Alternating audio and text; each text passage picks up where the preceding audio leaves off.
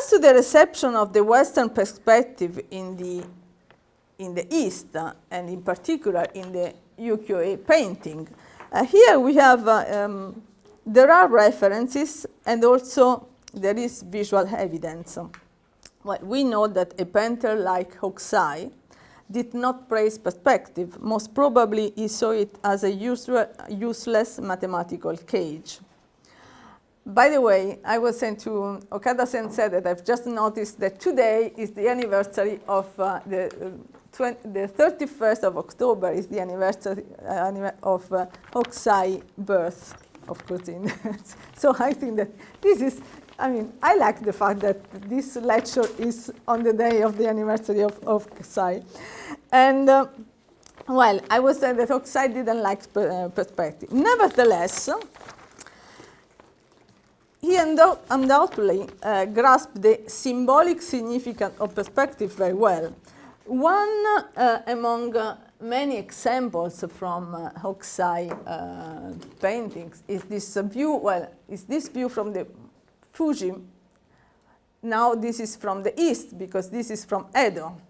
And it's also a way in which the east is looking to the west, because it's the way in which Japanese painter use the artificial perspective.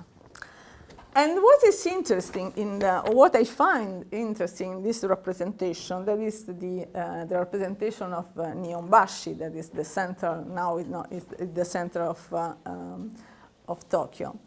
And I was listening a lecture of Timon Screech and on the globalization, a global interpretation of Nihonbashi. And I found this really inspiring because he was saying that,